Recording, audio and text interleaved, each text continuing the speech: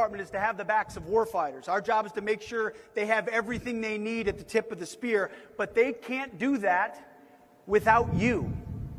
What you're building here at Merritt Island is a core function of the arsenal of freedom.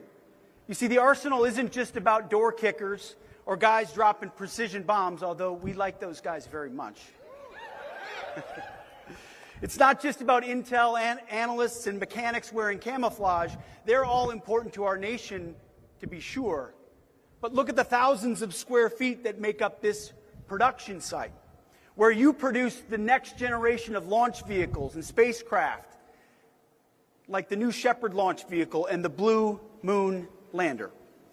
I just had the privilege of also meeting with Administrator Isaacman over at NASA. And your work here, along with his, will help President Trump accomplish the national security policy objectives at record pace, including critical projects like Artemis. And you're exactly right. We're going to make space great again. That sign is our motto. Because all of you have dedicated your lives to precision, skill, and hard work in hard hats. Different kind of hats than the helmets soldiers wear, but the same kind of mission, all to deliver capabilities to the warfighter in the space domain made right here in America. You see, for far too long, under the previous administration, we had leaders who thought we could outsource our capabilities to other countries, or that we could live in a global environment where your skills don't matter anymore, or we could work at the glacial pace of just a few prime contractors, and that was tolerated. A world with vendor-locked, over-budget, behind-schedule contracts. None of those things happened here, by the way. You guys are under budget and ahead of schedule.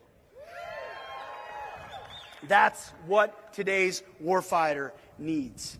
And under President Trump and his leadership, those days of yesteryear are over. Because we have to live in a realistic world where urgency matters.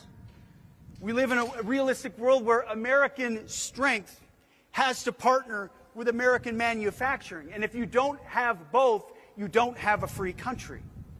And you have to have world-class manufacturing. Let me tell you this. Take your cameras through this factory. And what I said to Mr. Bezos was this might be some of the most sophisticated manufacturing the world has ever seen that can only be done at scale in the United States of America. We will unleash our companies, unleash industry, unleash the competitive spirit that allows America to come out on top. When we compete, we win. When we innovate, we win. When we confront the status quo, we win. And I don't know if you know this, but we have a commander-in-chief who's pretty interested in winning.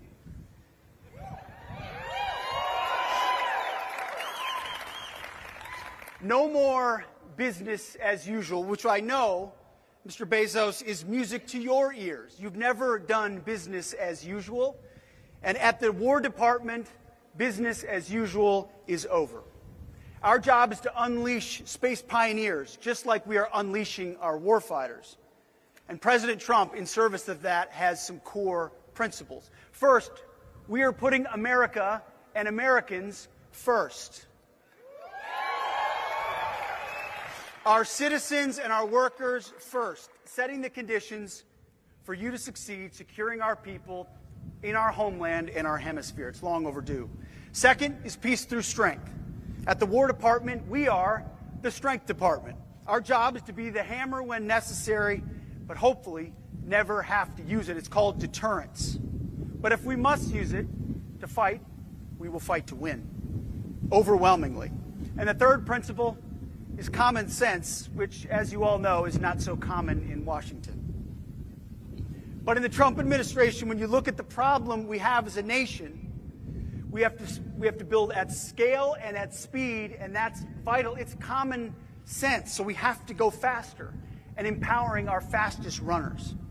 You will see those common sense principles applied at the War Department in three simple ways. One, we're reviving the warrior ethos. We're eliminating the distractions and the debris. No more DEI. No more dudes in dresses. No more climate change worship or social justice or political correctness. We're done with all of that. We're just unleashing the warfighter to be lethal, trained, disciplined, accountable, and ready. And when you allow them to do that, they're really good at their job, as an indicted criminal in Venezuela found out about a month ago. We are allowing commanders to be commanders again, leaders to be leaders. And what they say back to us is the most affirming words we could ever hear. Those commanders are saying, we've never felt this supported before, ever in our time in command. Under President Trump and under the War Department, you're allowing us to use the authorities to go out and do what we need to do, clearing out the debris. That's music to my ears. That's my job, to serve those who serve, allowing our warfighters to be even more capable. Second, we're rebuilding our military. That's why we're on the Arsenal of Freedom tour. That's why we're here in Florida. We're going across the country for a couple of months, talking to industry, large like this one, and small. We need all of them. And we need you to move fast, at scale, at cost, to outcompete our adversaries, to rebuild our arsenal of freedom. President Trump did it in his first term, and we're doing it again. As you may have heard, the One Big Beautiful Bill provided the War Department an historic down payment of $150 billion to supercharge President Trump's defense capabilities. He has announced the goal to spend $1.5 trillion for our national defense in 2027.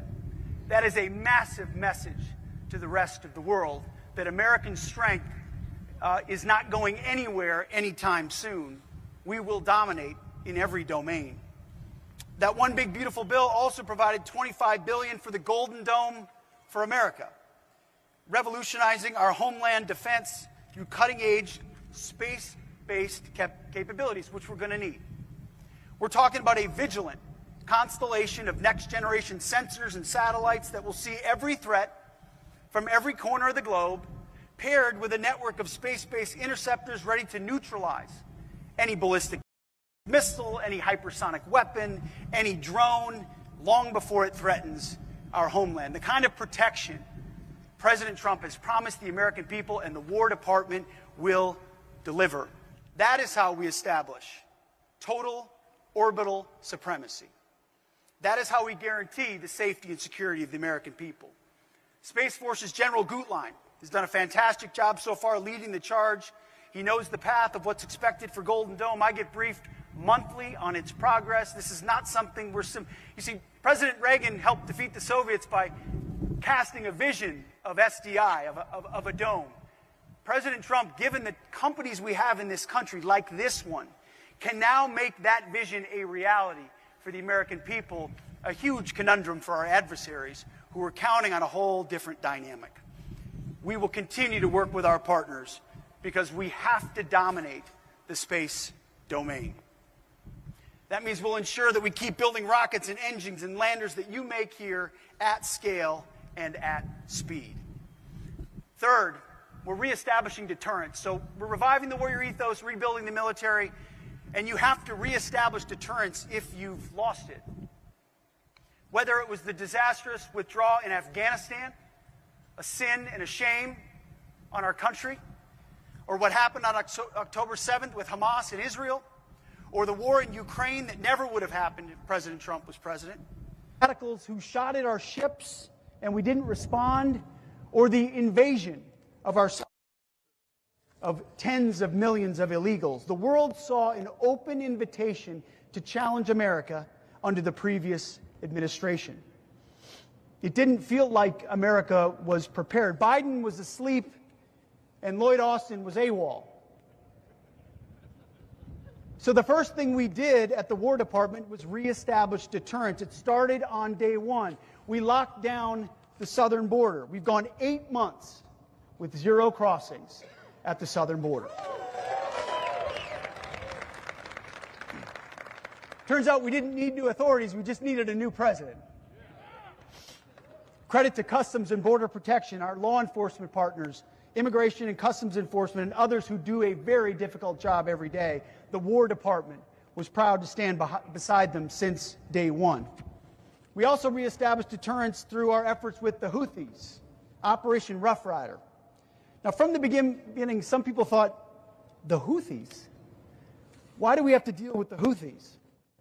Well, it's because the Biden administration allowed Islamists to shoot at our commercial and military ships, and we didn't respond.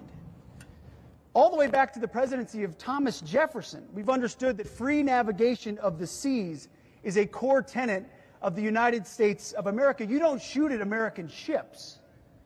Yet Joe Biden allowed those attacks to go on as if it was a new normal, a new status quo. Well, we responded, and after 50 days of relentless bombing, the Houthis cried uncle. They said, okay, we won't shoot at your ships anymore. They were dying, literally and figuratively, to make a deal. And American ships now in that region and all around the world sail freely. Look at Iran and what President Trump said about their nuclear capabilities. Iran will never have a nuclear bomb. They didn't want to pay attention or believe him. So 7 beautiful B-2s flew 37 hours and dropped 14 precision munitions on top of their nuclear facilities undetected, flawless, in the middle of the night, something only America, the United States of America, can do. Peace through strength, deterrence in action. We see the same thing with narco-terrorists in our own hemisphere. How long have leaders been talking about a war on drugs or taking drugs off our streets? Well, for a long time, it was simply a catch-and-release program, a law enforcement function that didn't work. But these narco-terrorists, designated terrorist organizations, targeted our communities, our kids, and our people in our country. They knew exactly what they were doing. So instead of catch and release, we let them know, if you're going to sail in your drugs toward our country in international waters, we will target your drug boats and we will sink them. Well, I don't know if you've noticed, there haven't been many boats sunk recently because we can't find any boats to sink. And I'll pause for a minor announcement. As work continues, as it should, don't stop for a speech. You see, no one wants to get in a narco boat anymore. And that's the whole point. And then on January 3rd, the whole world saw what our military is capable of at every echelon. When we brought the indicted nominal leader of Venezuela, Nicolas Maduro, from a fortified house in the most fortified location, inside their biggest fort, in their capital city, in the middle of the night, without them knowing we were there until 3 minutes before.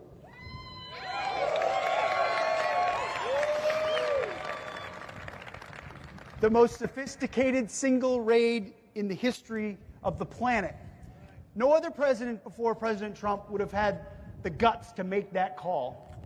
And no other military in the world has the ability to do it. I remember when Nicolas Maduro mocked us and said, "I'm right here, come get me." Well, he found out.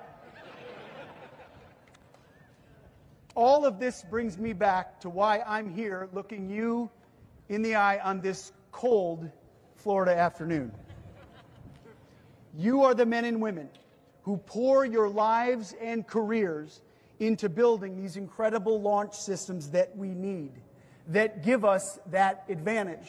Whether it's in Iran, whether it's in Venezuela, whether it's halfway around the world, that's the advantage our warfighters need. And at the War Department, our job is to make sure you can do your job as efficiently and decisively as possible. Now, you can imagine, that's a difficult thing for us. We're a giant headquarters, the largest headquarters in the world, and headquarters exist to move paper. The place where meetings exist to talk about other meetings. That's what the Pentagon can look like from the inside and the outside. Well, President Trump has directed us to overturn the way we are doing business. And that means not waiting years or spending tens of billions of dollars for some perfect solution 15 years in the future with a product that never reaches the hands of a warfighter. We tell our people, as I know you tell your people, do everything you can with the precious moments that we have. Rip out the bureaucracy, streamline the process, then get the products into the hands of our warfighters. We are changing the game, and urgency is our currency. Incentivizing speed, incentivizing efficiency, incentivizing competition. And we're not just talking about it, we're funding it in real time. The One Big Beautiful Bill invested $16 billion directly into our defense industrial base, expediting innovation to the warfighter, sending a clear demand signal to our best American innovators, like this one right in front of us. And like he would expect from all of you, we expect back to defense and the industries in defense, no more excuses, no more barriers to entry, no more monopolies. Guaranteeing that companies like Blue Origin, in factories just like this one, can compete. And yes, that means speaking some tough truths. As the President did when he signed an executive order on January 7th, ordering big defense contractors to be held to the highest of standards. No more egregious executive bonuses, no more stock buybacks, no more ridiculous CEO salaries when you can't even deliver weapons on time for the warfighter.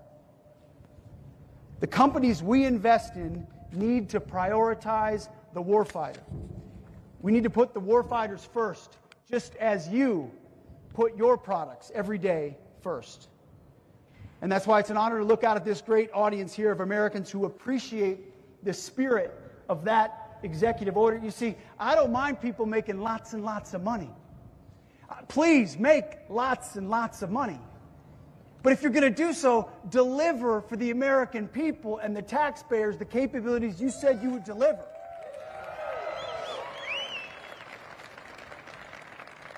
That is something you do here. And so I hope you make lots of money. I'm telling the guy who makes a lot of money to make a lot more money. We love that. I'm a capitalist. We all are. But we need to raise the urgency of the moment requires it. You sit in the Oval Office with President Trump, and I know you have, sir. You feel it. He gets what we're up against. He gets how important it is. He understands the capability of the American worker. That if we unleash the American worker and American industry, we will outcompete. We will out-innovate. But buildings like the Pentagon have held that back for decades. And with this Arsenal of Freedom tour, we say no more. We will unleash American space dominance. You see, it was President Trump also in 2019 who established the Space Force as the 6th military branch, and he established it for a reason. In warfare, we can't just command the skies and the seas or our hemisphere. We have to dominate the ultimate high ground. We've always known this. Any infantryman knows this. Anybody knows this. Whoever controls the high ground controls the fight. Space is the ultimate high ground. So we will chart the path. We will set the tone. We always have, and we will again. So in conjunction with our efforts from the Space Force, we will continue to ensure peace through strength with our partners who are critical.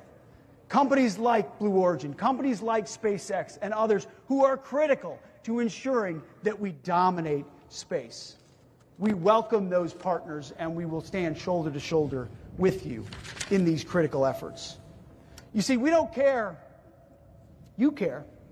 But we don't care what company name is printed on the side of a rocket. You should care. I know you hope it says Blue Origin. We don't care what company name appears on, ladders on planes or what company name is painted on a satellite. We just want the best. And we don't care how many lobbyists or accountants you have. If you create the best, the fastest, on behalf of taxpayers and warfighters, you're going to win. And that's what President Trump's War Department expects. And I'm hopeful, and based on what I saw today, Blue Origin's going to do plenty of winning.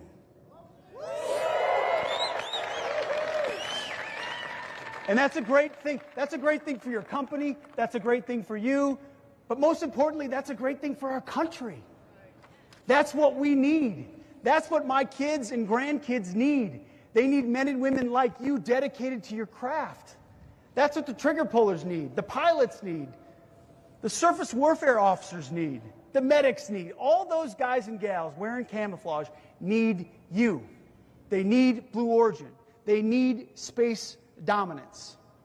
That's our job at the War Department, is to allow you to run and run as fast as you can.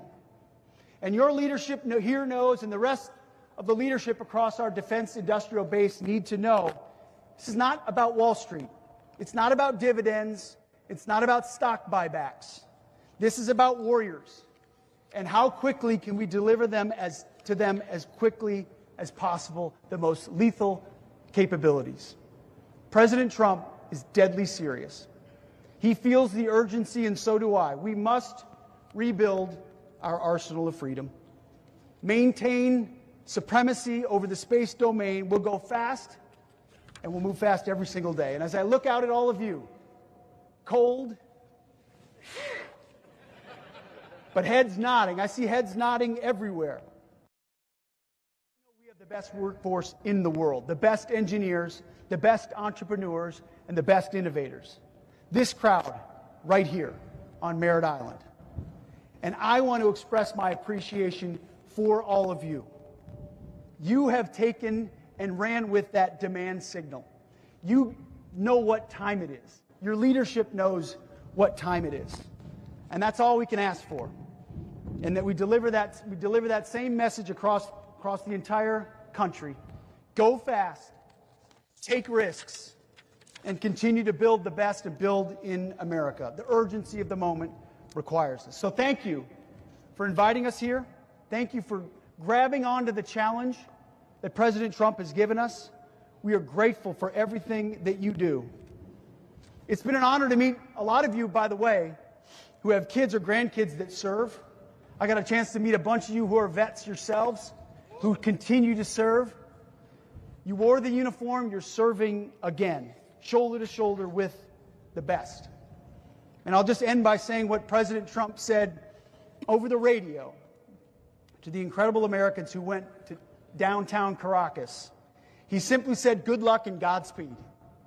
Now, I know that you guys don't need luck. You're good at what you do. But Godspeed, because we need the skills, we need the craftsmanship, we need the leadership that you're showing right here. Ultimately, you hand those tools to us, and it's our job to defend you and to defend this country.